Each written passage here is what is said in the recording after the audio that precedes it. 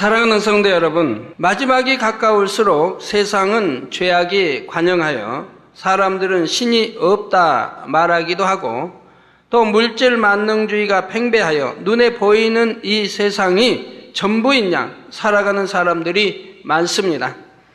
눈에 보이는 확실한 증거가 있어야 믿으려 하고 심지어 어떤 사람들은 확실한 증거마저도 의심하고 믿지 않으려 하지요.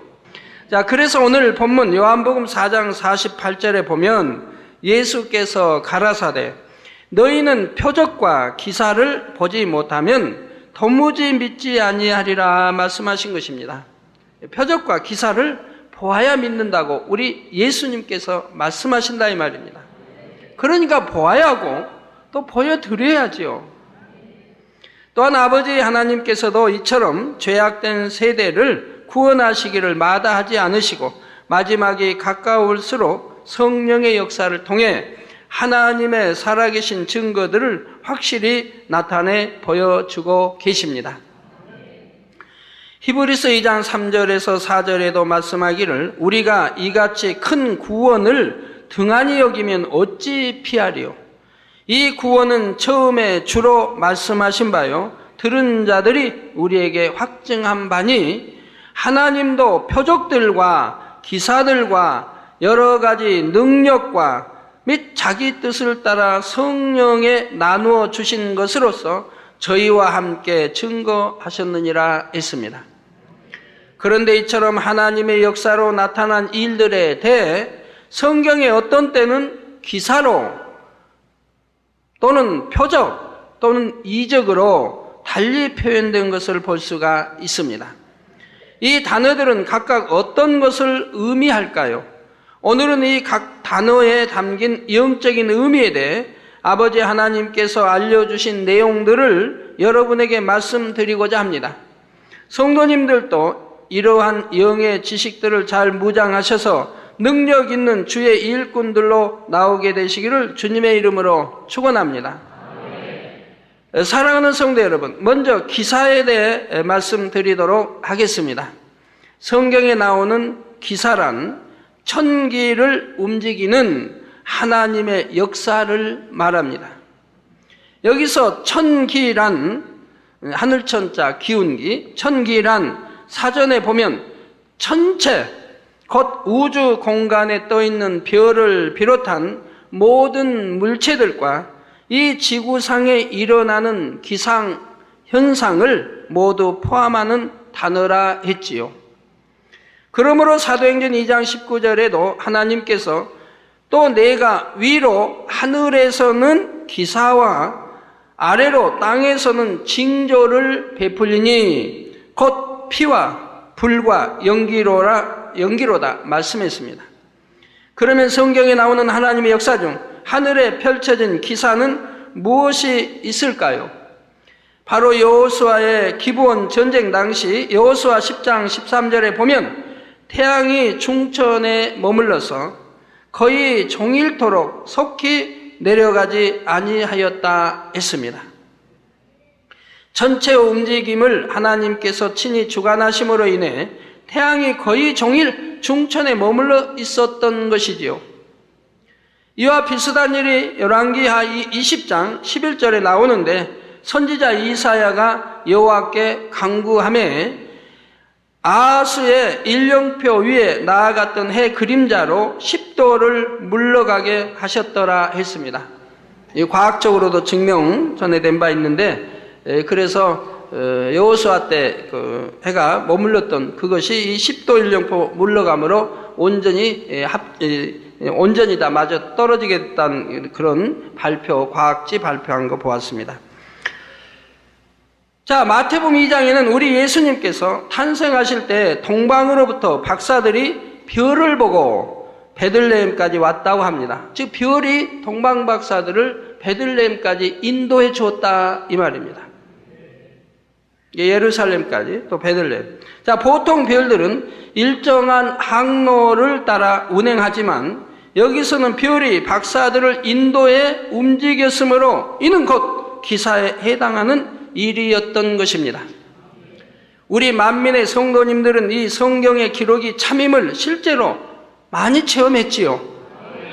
2000년도 무한지교에서 있었던 수련회 때 세 개의 별이 동시에 이동하는 것을 수많은 성도님들이 함께 보았고 또 촬영도 할 수가 있었습니다. 자, 저기 원 안에 있는 거, 원을 떼면 지금 안에 별이 있는데, 원을 지금 말하는 게 아니고 원 안에 별이, 세 개의 별이 이동하는 거를,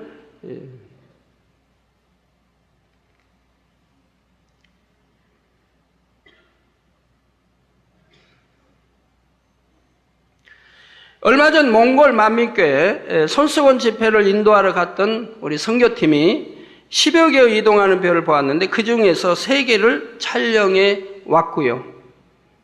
3개 이동하는 거 보이나요? 워낙 하늘이 넓기 때문에 참 비디오로 촬영하기가 쉽지 않습니다. 워낙 빨라요. 하늘에 이동하는 별이 워낙 빠르기 때문에 참 순간 한 15초, 20초에 하늘을 가르고 지나가기 때문에 그걸 촬영하기가 참 어려워요. 그렇지 않으면 뭐 지금까지 수백 개도 촬영했겠는데, 또 우리 수련회 때 또는 여름에 이제 교육 때, 야외 교육 때 우리 성도님들은 많이 보셨습니다. 뭐 갈지자로 가는 거 통통 튀면서 가는 별, 또는 세 개의 별이 나란히 이렇게 가다가 합쳐져 가지고 다시 분해돼서 가는 별. 어떤 분들이 이렇게 말씀드리면 혹시 인공위성 지나가는 거 가지고 말하지 않느냐? 아닙니다. 인공위성 구별 못할까요? 인공위성 그렇게 빠르게 지나가지 않습니다. 하늘의 높은 별은 너무 빠르게 지나가는데 그래서 촬영하기가 어렵고요. 우리 성도님들은 뭐 자주 보셨습니다. 이것도 하나님께서 어느 때인가부터 저에게 하늘을 보라. 그래서 너희가 볼 수 있게 말씀하신 이유로 우리가 보고 있는 것입니다. 그러면서 성경에 나오는 동방박사의 별들이 동방박사들을 예루살렘으로 베들레헴으로 인도했던 이러한 것이 참이라는 것을 알려주고 있습니다. 처음으로 오신 분이나 지식 많은 분들 혹시 이 말씀 듣고 시험 들지 마세요. 모든 건 사실이고 우리 수많은 성도님, 이 교회는 박사들도 많이 계세요. 또 서울대, 우리나라 최고의 대학인 서울대 출신도 많이 계시고요. 그분들이 바본 줄 아십니까? 아닙니다. 다 같이 본 바요 만진 바입니다. 자, 이 밖에도 많은 성도님들이 이동하는 별을 보고 간증하는 것을 들을 수 있었습니다. 우리 아버지 하나님께서 사랑하시고 함께 하신다는 증거로서 이러한 기사를 나타내 보여주신 것이지요. 성도 여러분, 다음으로 기사에는 기상을 움직이는 하나님의 역사도 포함되는데, 기상이란 비, 눈, 바람, 구름, 기온, 기압 등 대기 속에서 일어나는 현상을 뜻하지요. 성경에는 이처럼 기상과 관련된 기사도 많이 나옵니다. 출애굽기 11장 9절에 여호와께서 모세에게 이르시기를 바로가 너희를 듣지 아니할지라 그러므로 내가 애굽 땅에서 나의 기사를 더하리라 하셨는데, 하나님께서 이스라엘 백성을 출애굽시키기 위해 애굽 땅에 내린 10재앙 중에는 기사에 해당하는 일들이 있는 것입니다. 이 10재앙은 이적도 있고 기사도 있는데 언제 이적이고 언제 기사인지는 지금 설명해 갑니다. 예를 들어 출애굽기 9장 23절에 우박 재앙이 나오고 메뚜기 재앙도 출애굽기 10장 13절에 보면 모세가 애굽 땅 위에 그 지팡이를 들매 여호와께서 동풍을 일으켜 온 낮과 온 밤에 불게 하시니 아침에 미쳐 동풍이 메뚜기를 불어들인지라 하여 기사가 나타나는 것을 알 수가 있습니다. 즉 동풍으로 불어 바로 기사란 말입니다. 출애굽기 14장 21절에 하나님께서는 홍해를 가르실 때도 큰 동풍으로 밤새도록 바닷물을 물러가게 하시니 물이 갈라져 바다가 마른 땅이 된지라 했습니다. 이렇게 출애굽한 이스라엘 백성이 광야를 지날 때 하나님께서 낮에는 구름 기둥으로 인도하시고 출애굽 때 어떻게 하나님이 구름 기둥으로 인도하셨을까? 구름 기둥이니까 어떻게 인도하셨을까 하고 저희가 참 궁금해서 하나님께 기도했더니 하나님이 우리 어느 교육장, 그때 무슨 교육이었을까요? 네? 기관장단 교육 때 하나님 보여주셨죠? 하늘에 쫙 해에서 구름이 나와서 새카만 구름으로 기둥처럼 쫙 해서 하늘을 가르고 일자로 해서 해를 가리고 쭉 펼쳐지는 것을 우리 수많은 성도님들이 보셨습니다. 그렇죠? 그래서 하나님이 성경에 있는 거 보여주세요 하면 하나님에게 보여주시니까 성경이 기록되어 있는 것을 더 정확하게 우리가 알 수가 있는 거죠. 하나님께서 낮에는 구름 기둥으로 인도하시고 밤에는 불 기둥으로 그들에게 비춰주셨는데 이 또한 기사에 해당하는 일이지요. 이 밖에도 요단강의 흐름이 멈췄던 일도 성경에는 기사로 표현했습니다. 바로 여호수아 3장 5절에 여호수아가 또 백성에게 이르되 너희는 스스로 성결케 하라. 여호와께서 내일 너희 가운데 기사를 행하시리라 했지요. 그 말씀대로 다음날 범람할 정도로 수위가 높은 요단강에 언약궤를 맨 제사장들이 믿음으로 순종하여 발을 내딛자 흘러내리던 물이 멀리 위쪽에 쌓였던 것입니다. 또한 열왕기상 17장 18장에는 엘리야 선지자가 기도하여 3년 6개월 동안 가뭄이 들었으며 다시 기도하자 비가 왔던 일도 있었지요. 신약에서도 보면 마가복음 4장 39절에 예수님께서 풍랑이는 바다를 잠잠케 하신 기사가 나옵니다. 이러한 기사들을 우리도 많이 체험했습니다. 한 예로 만민성지순례 일정 중에 스위스 융프라우 요호라는 3571m의 산에 올라가야 하는 날이었습니다. 보통 1000m나 2000m의 산에만 올라가도 강한 바람이 불게 되고 융프라우 요호 역시 보통은 강한 바람과 함께 눈보라가 치는 것이 일반적이라 합니다. 눈보라를 항상 1년 근 눈보라 치고 강한 바람, 그래서 서 있기도 어려울 정도예요. 실내가 아닌 실내 밖으로 나가면. 그렇게 3000m가 넘고 3500 넘으면 대부분 어느 세계, 어느 산이나 다 마찬가지입니다. 근데 스위스는 더 심한 걸 볼 수가 있죠. 그래서 저는 산에 오르는 날 아침 출발 전에 날씨를 놓고 기도하기를, 하늘은 먹장구름 가득 끼어 있어요. 그래서 기도하기를 새카만 구름들아 물러가라. 구름은 다 벗겨져라. 그리고 바람은 잠잠하라. 그리고 햇빛은 쨍 하고 나타나라. 그리고 날씨는 따뜻하라. 이렇게 기도를 했습니다. 그런데 기차를 타고 산을 오르면서 보니 제가 기도한 대로 구름은 거치고 바람도 불지 않았지요. 이제 구름이 다 거치고 나니까 바람이 불질 않습니다. 거치기 전에는 바람이 불고, 그래서 거치게 하고 그 다음에 바람이 먹고, 현지에서 오랫동안 살았던 가이드분도 이런 날씨는 처음이라며 연신 놀라워했으며 풍향기의 지침이 제로를 가리키고 있었다고 했습니다. 즉 바람이 전혀 불지 않고 있다는 뜻입니다.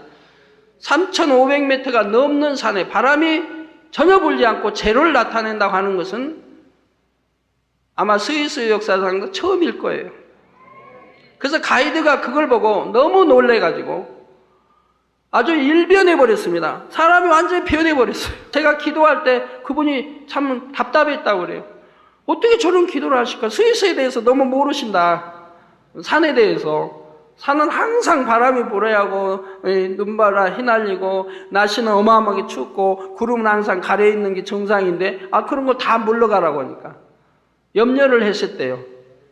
근데 올라가서 보니까 구름도 사라지고 바람도 멎고 날씨는 따뜻하고 햇빛은 쨍하고, 물론 구름 사라졌으니까 쨍하고 나죠.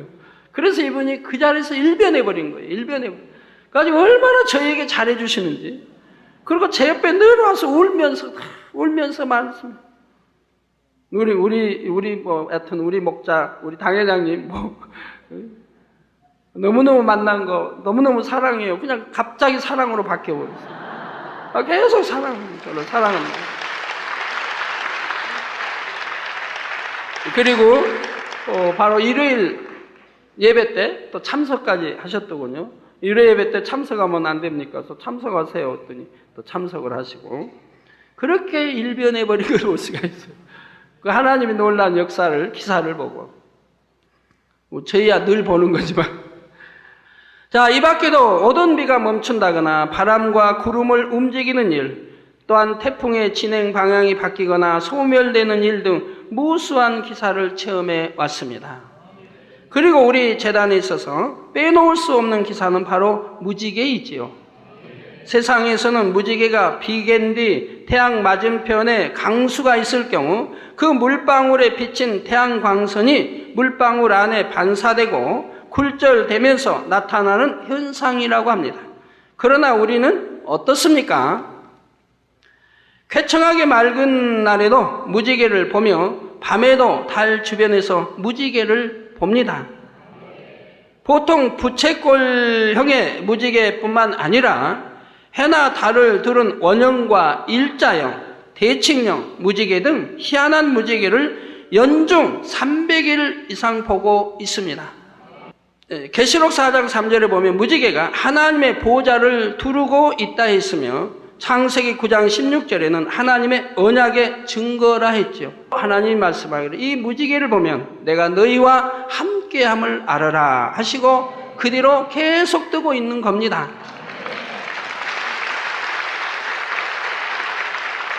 그래서 무슨 행사 때, 또 수련회를 가든 무슨 행사든 제가 때 해외 선교를 가면 항상 비행기에서 높은 비행기 위에 또는 비행기 위에 구름 위에, 구름이 없는 비행기 위에 그 가지 모양의 무지개 2중, 3중 이렇게 보여주시면서 우리 행복하게 비행기 여행을 하지요. 지금 나오고 있네요. 그러므로 하나님을 사랑하는 우리 성도님들이 사모하는 마음으로 무지개 보기를 원할 때나 해외 집회 등 하나님의 일을 이룰 때면 아버지 하나님께서 늘 함께 하신다는 증표로 무지개를 나타내 보여주셨던 것입니다. 본 재단에서 일어났던 기사들에 대해 더 알기를 원하시는 분들은 기이한 일이라는 책자를 참고하시기 바랍니다. 천기를 주관하시는 하나님의 권능을 체험한 놀랍고도 흥미진진한 사례들을 접하게 되실 것입니다. 그 책에 수록되지 않은 기사도 많이 있는데 2001년 9월 필리핀 연합성회 시 필리핀 주변에는 태풍이 2개나 발생한 상황이었습니다.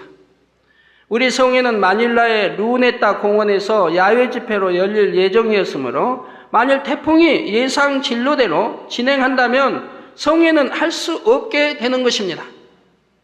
그러나 저는 도착한 날 기자회견 때 믿음으로 태풍이 물러갈 것이라고 분명히 말했고, 저 기자들이 질문합니다.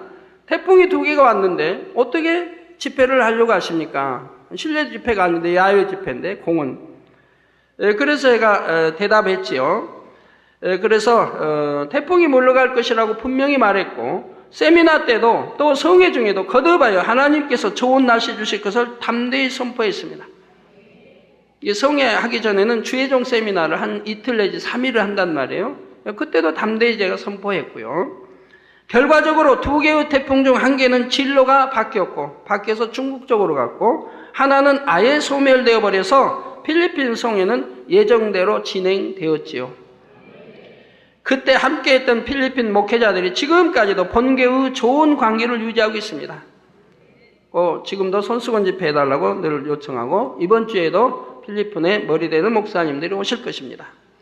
2002년도에는 인도 첸나이에서 연 인원 300만 명이라는 인도 기독교 사상 최대의 기록을 남긴 인도 연합 대성회가 있었지요. 당시 성회 개최지인 인도의 타밀나두 주는 3년간의 가뭄이 지속되고 있었으며 10개월 동안은 비가 거의 오지 않아 심한 물 부족 상태였습니다. 물로 인해 주 정부가 중앙 정부를 상대로 파업을 하는가 하면, 이게 저희가 있을 때 이미 파업을 하고 있었어요. 그 가게들이 참 문 닫아버리고 파업을 하는가 하면 물 전쟁이라 할 정도로 그곳의 물 부족 상태는 심각했던 것입니다. 이게 도로도 한산을 파업하니까 집안에 다 들어가서 안 나오니까 가게도 다 문 닫았지 뭐 차들도 안 다니지 이게 한산한 거예요. 그런데 저와 우리 선교팀이 인도에 도착하던 바로 그날부터 비가 내리기 시작했습니다. 저는 깜짝 놀랐죠. 저는 이 공항에 내려서 이제 성명서 발표하고 기자들 주고받고 그리고 차를 타고 오니까 저 환영객들이 비가 옥수같이 쏟아지는데 막 비를 맞고 쫓아오면서 계속 환영하는 거예요. 그래서 저는 얼마나 속이 답답하겠어요. 애가 타지요. 내가 가는 곳마다 비 온데도 비 안 오고 멎었는데 어째 도착하자마자 비가 저렇게 오는가. 저는 그 나라 사정도 모르고 비가 와야 되는 사정도 모르고 10개월 동안 안 왔다는 사정을 모르고 그냥 답답한 거예요. 그래서 호텔에 도착해가지고도 이거 답답하다. 그랬더니 누가 기침을 해주더라고요. 이날에 지금 비가 와야 되는데 강사님 도착해서 지금 비가 내려서 온 국민이 지금 축제가 됐다고.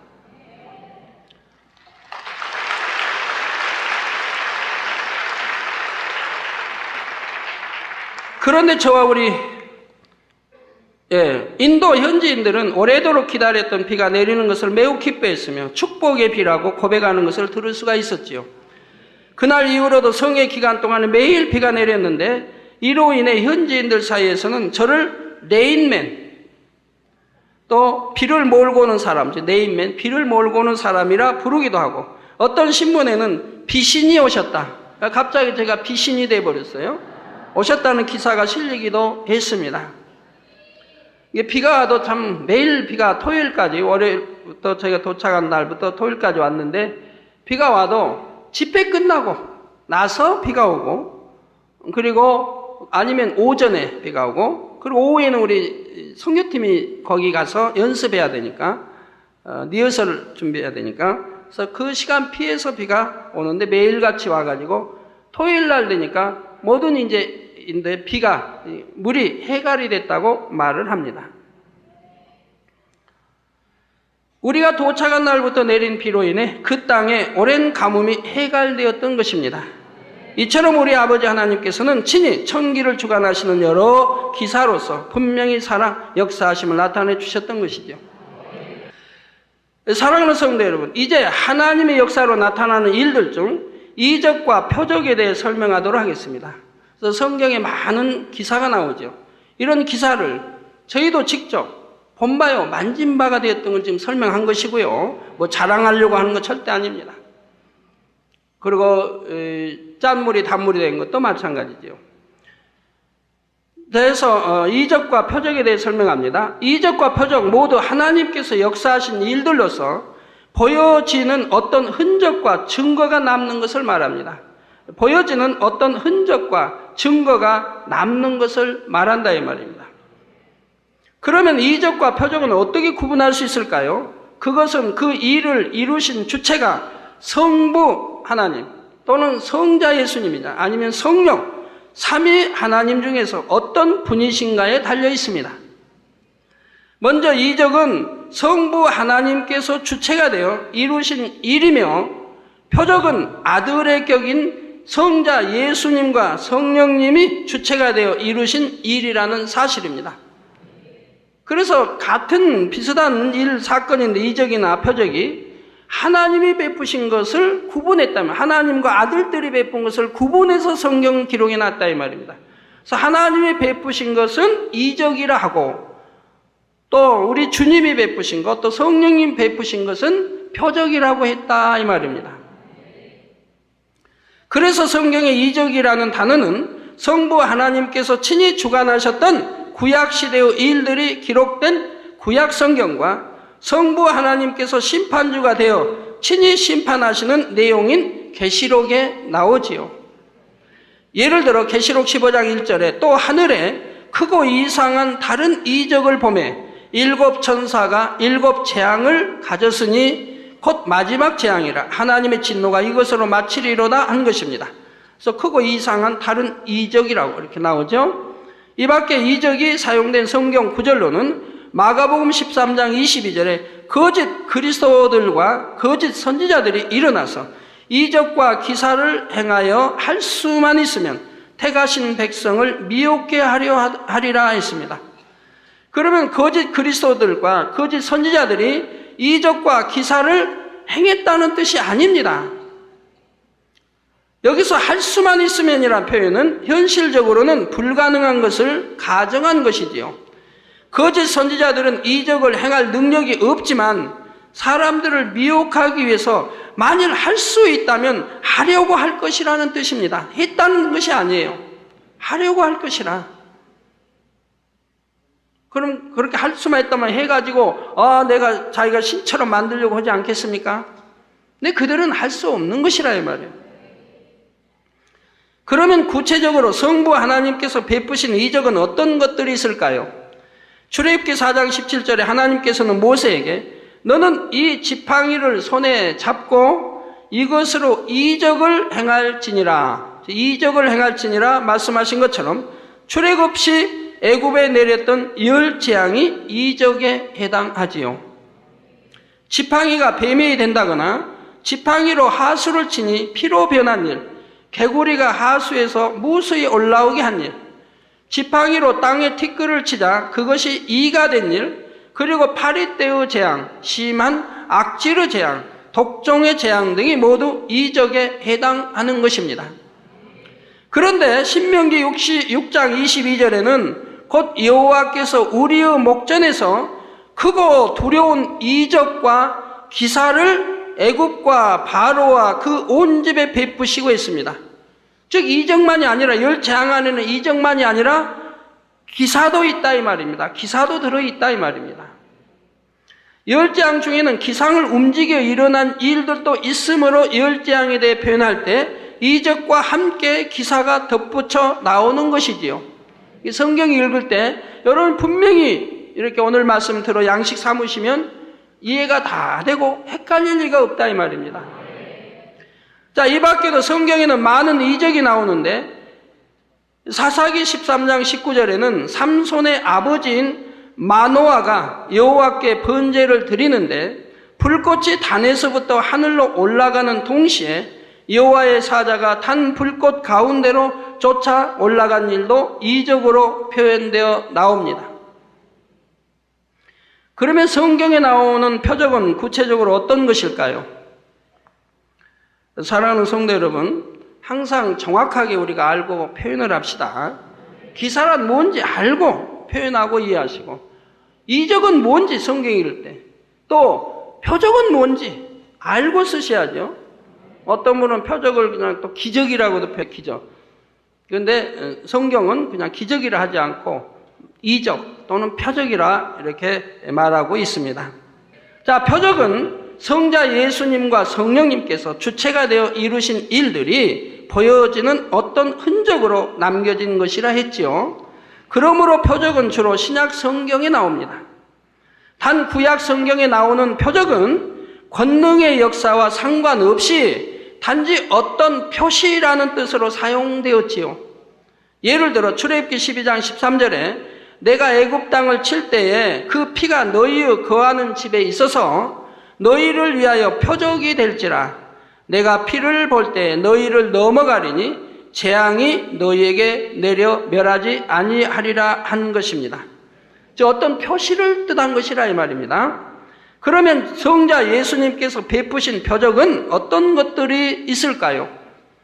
요한복음 2장 11절에 예수께서 이 처음 표적을 갈릴리 가나에서 행하여 그 영광을 나타내심에 제자들이 그를 믿으니라 했습니다. 우리 주님이 이스라엘 이제 공생에 사역 들어가셨을 때 가장 첫 표적이 물로 포도주를 만드는 표적을 베푸셨다 이 말이에요.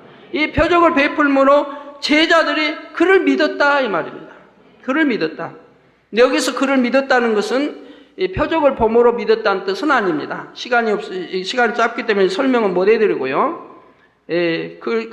제자들이 그를 믿었다는 이 믿음에는 다른 뜻이 깊이 담겨 있습니다. 이 설명하려면 30분을 해야 되기 때문에 여기서는 못 하겠네요.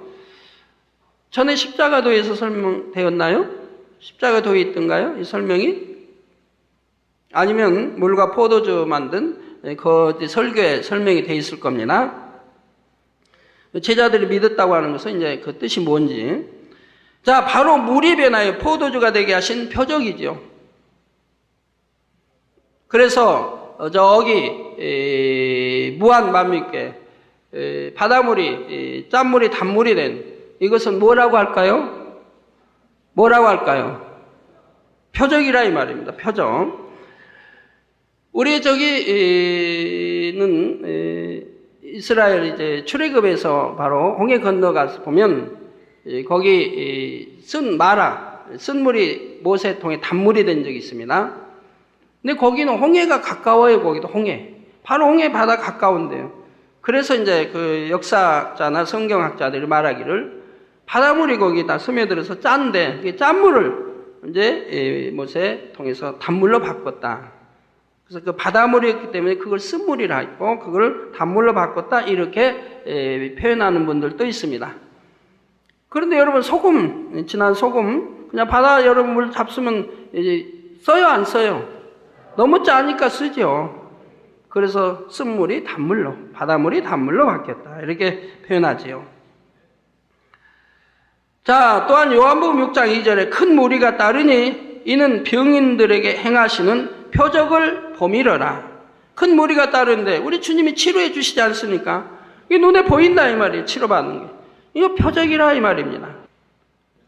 바로 우리 예수님께서 병든 사람들을 고치시며 죽은 자를 살리신 일, 눈먼 자로 보게 하시고 귀머거리로 듣게 하신 일과 벙어리로 말하게 하신 일 등 사람으로서는 할 수 없는 일들을 행하셨는데 이러한 일들이 바로 표적인 것입니다. 그런데 요한복음 14장 12절에 우리 예수님께서는 내가 진실로 진실로 너희에게 이르노니 나를 믿는 자는 나의 하는 일을 저도 할 것이요 또한 이보다 큰 것도 하리니 이는 내가 아버지께로 감이니라 말씀하셨습니다. 그리고 요한복음 16장 7절 후반절에서는 내가 떠나가지 아니하면 보혜사가 너희에게로 오시지 아니할 것이요 가면 우리 주님께서 하늘나라로 아버지 하늘나라로 가면 내가 그를 너희에게로 보내리니 그를 너희에게로 보내 성령도 인격체예요. 그래서 그를 너희에게로 보내리니 즉 하나님으로부터 왔고 또 우리 주님도 내가 올라가야 내가 그를 너희에게 보낸다 하는 거예요. 그럼 왜 그런 표현을 씁니까? 전번에 말씀드렸죠. 질서가 있다고. 아버지 하나님, 성부 아버지 하나님이 첫째고 그 다음에 예수 그리스도가 두 번째라 이 말, 질서상. 그 다음에 성령님이라 이 말이에요. 그래서 성부, 성자, 성령, 삼일차는 그런 거예요. 그럴 때 주님이 그를 너에게 보내리니 말씀한다 이 말이에요. 성령님도 주님을 깍듯하게 예우를 대합니다. 같이 분리돼 나왔지만 우리 주님이 조금 먼저 나오시고 그 다음 성령을 분리해내신 거예요. 낳으신 거예요. 바로 부활 승천하신 예수님의 뒤를 이어 보혜사 성령님이 이 땅에 오신 것입니다. 그래서 주님도 그랬죠. 성경에 내가 올라가야 다른 보혜사를 보낸다 했죠. 다른 보혜사를. 주님도 자신을 성령으로 잉태하셨고 보혜사로 표현한 적도 있습니다. 그래서 내가 올라가면 다른 보혜사를 보낸다 라고 이렇게 말씀하고요. 자, 그래서 예수 그리스도를 믿음으로 성령을 받은 사람들도 예수님처럼 표적을 나타내 보일 수 있습니다.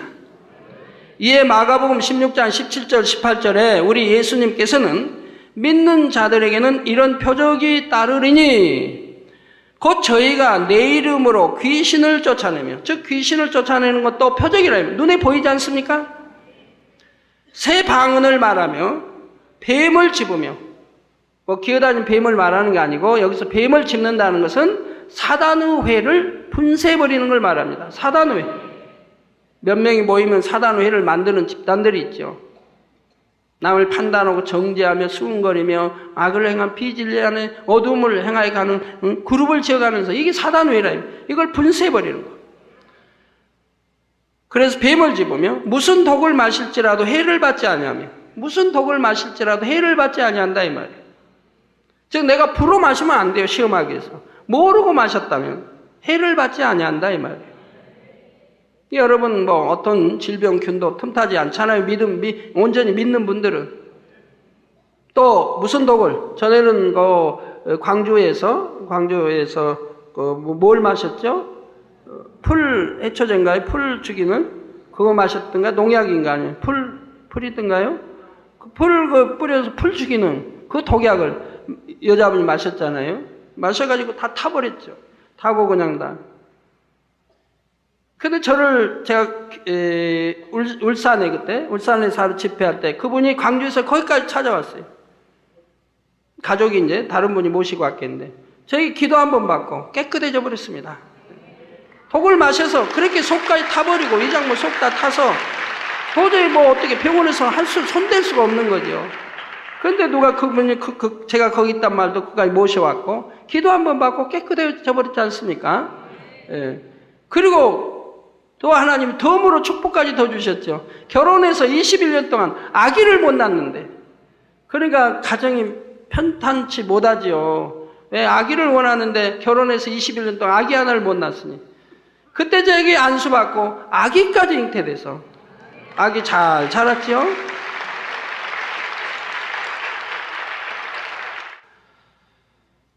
예, 그래서 무슨 독을 마실지라 회를 받지 아니한다.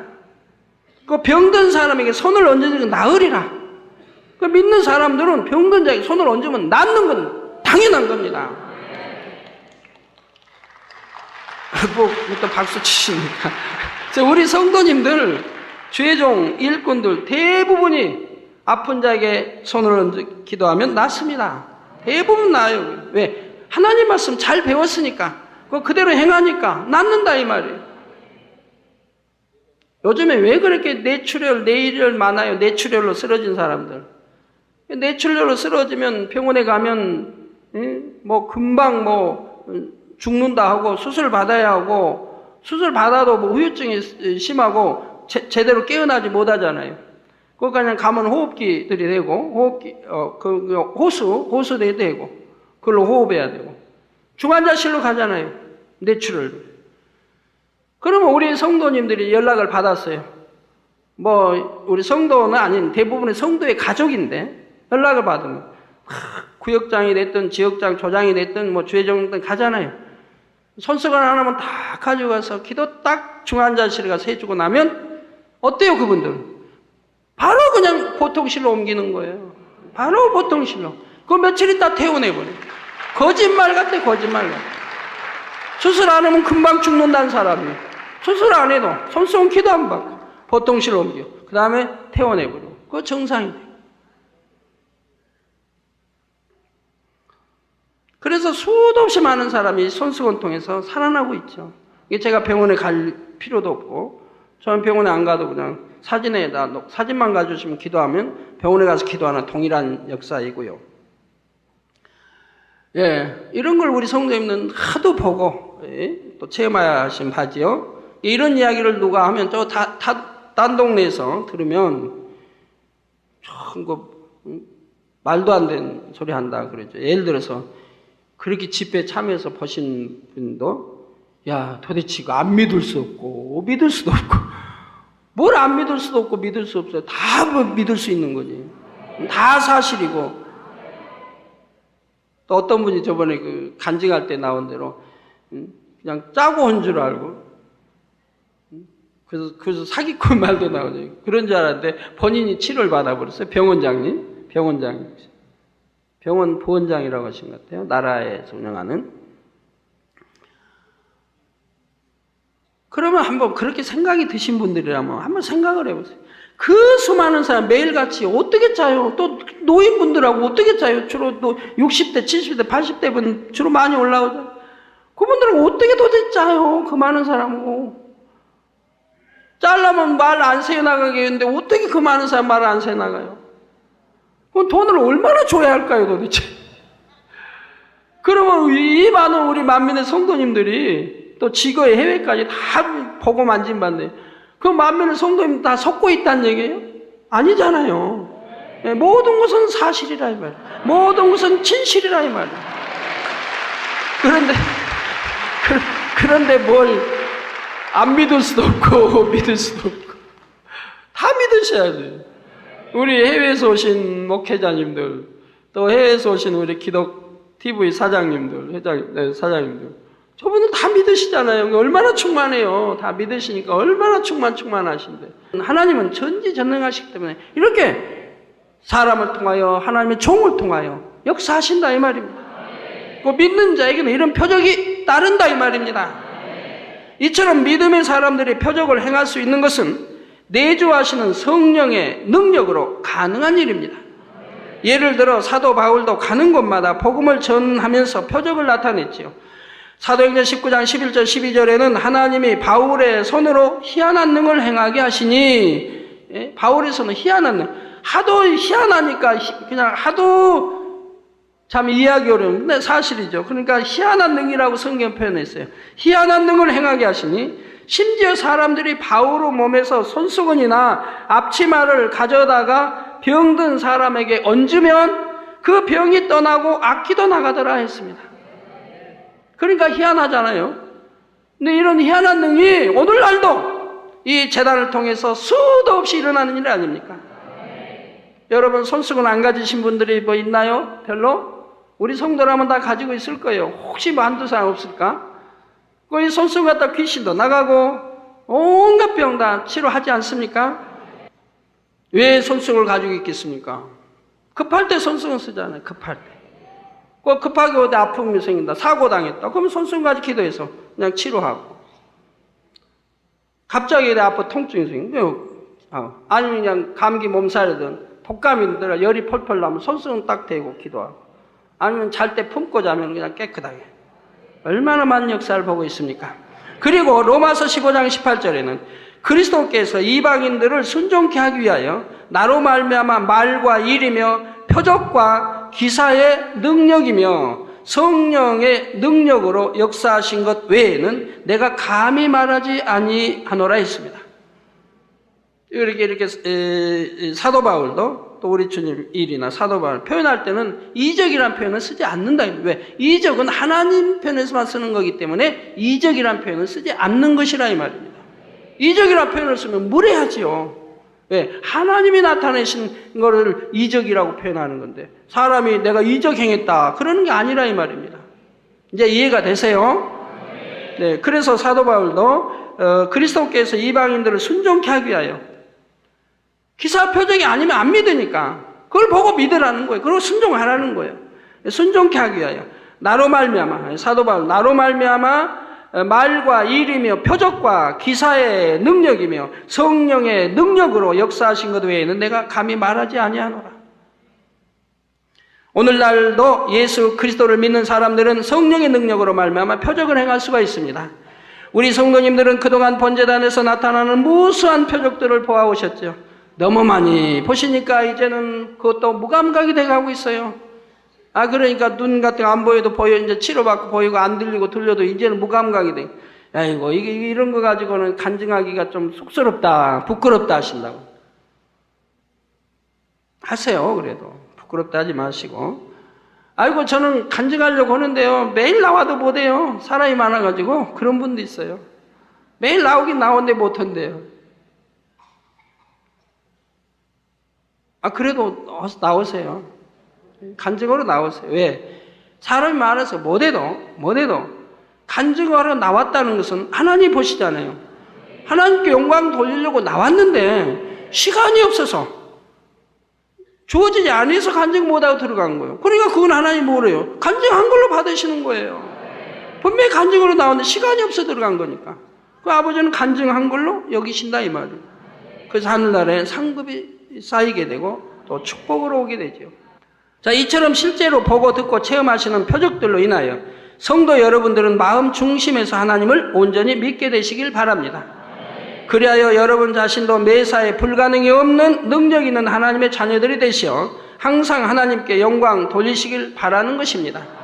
사랑하는 성도 여러분, 이제 이적과 표적이 무엇인지 잘 구분이 되셨을 줄로 압니다. 아버지 하나님께서 주체가 되어 이루신 일들이 보여지는 어떤 흔적으로 남는 것이 이적이라 했으며 우리 예수님과 성령님이 주체가 되어 이루신 일들이 보여지는 흔적과 증거로 남는 것들을 표적이라 했고 또 사도 바울이나 베드로든 이건 성령이 함께 하셔 성령의 역사에서 이런 권능을 나타내는 거예요. 그것도 다 표적이라고 한다 이 말입니다. 그런데 아버지 하나님께서 이적을 행하실 때는 아버지 하나님 홀로 이루실 뿐만 아니라 성령님께서 대신하여 이루시기도 하시며 내 생물이 명을 받아 이룰 때도 있죠. 그러나 성령님이 하셔도 아버지 여호와 하나님 또는 하나님의 이름으로 하시게 됩니다. 구약은 명을 받아 하니까요. 아버지 명을 받아 이제 사시처럼 와서 하시기 때문에 아버지 이름으로 이렇게 하나님의 이름을 하게 됩니다. 따라서 이적과 표적의 범위, 곧 공간의 의미로 볼 때는 이적이 표적보다 더 넓은 공간을 차지합니다. 반면 보여지는 흔적에 있어서는 표적이 이적보다 더 뚜렷하고 정확한 증거가 남는다 할 수 있습니다. 자, 결론을 말씀드립니다. 사랑하는 성도 여러분, 누가복음 10장 23절에서 24절에 우리 예수님께서 제자들을 돌아보시며 종용히 이르시되 너희 보는 것을 보는 눈은 복이 있도다. 내가 너희에게 말하노니 많은 선지자와 임금이 너희 보는 바를 보고자 하였으되 보지 못하였으며 너희 듣는 바를 듣고자 하였으되 듣지 못하였느니라 말씀하셨습니다. 즉 구약에도 그렇고 많은 지금까지 믿는 사람 중에도 이런 표적을 보고자 원하도 보질 못한다. 기사와 표적을 보질 못한 선지자도 못 받고 왕도 못 받고 그러나 너희는 보고 있으니 복되다고 하는 거예요. 바로 우리 성도님도 이런 기사와 표적을 수없이 보고 있으니 얼마나 복됩니까? 왜 복됩니까? 믿어지는 믿음, 영적인 믿음을 가질 수 있고 믿음이 날로 볼 때마다 장성이 가잖아요. 큰 믿음으로. 그러니까 복되죠. 오늘날도 이제 많은 죄종들부터 회개해야 되는데 누가 권능을 행한다, 뭐 기사와 표적이 있다면 안 믿어요. 그거 무시해요. 권능을 무시해버린다. 네. 아예 안 믿는 거예요. 그런 걸 나타내보지도 못했고 나타나는 걸 보지도 못했기 때문에 누가 나타낸다 해서 거기 가보니 맨 거짓말 뭐 조그만 거 가지고 이렇게 보태가지고 말하고 사실이 아니다. 그런 걸 하도 듣고 보기 때문에 이제 안 믿는 거예요. 그러니까 누가 권능 행한다면 그거 안 믿어버려요. 거짓말. 그러고는 잘못됐다 해버리고 예수님 당신아 있었지 어떻게 지금 그런 일이 일어나느냐 이렇게 말한다 이 말이에요. 그러나 여러분들은 얼마나 복이 많습니까? 그 많은 기사와 표적을 늘 보고 계시니까 그러니까 신앙이 날로 성장하는 거죠. 외부에서 오신 분들, 이제 해외에서 오신 분도 질문을 하죠. 어떻게 만민의 성도는 저렇게 충만할 수가 있습니까? 이렇게 질문하신 분들 계셨는데 바로 오늘 답이 됐죠. 충만할 수밖에 없잖아요. 늘 하나님의 기사와 표적과 권능을 보고 있으니까 충만할 수밖에 없는 거예요.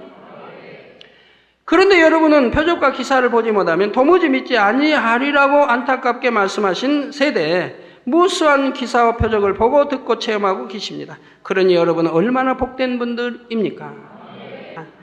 그러한 표적들을 직접 보고 듣는 것도 복되지만 자신에게 참된 영적인 복이 임하기를 원하시는 분들은 기사와 표적을 보고 듣는 데서만 그쳐서는 안 됩니다. 반드시 믿음으로 보고 들음으로 인해 창조주이시며 천지전능하신 아버지 하나님에 대한 온전한 믿음을 가질 수 있어야 하지요. 그리고 아버지 하나님을 온전히 믿는다면 아버지 하나님께서 원하시는 뜻을 쫓아 살게 됩니다. 바로 악은 모양이라도 버리고 성결되어 주님의 마음을 담고 하나님의 형상을 회복한 하나님의 참 자녀로 변화되어야 하는 것입니다. 오늘 이 시간 말씀을 들으신 모든 성도님들은 바로 이처럼 아버지 하나님의 참 자녀가 되어 이 땅에서뿐만 아니라 영원한 천국에서도 참으로 복된 삶을 누릴 수 있게 되시기를 주님의 이름으로 축원합니다.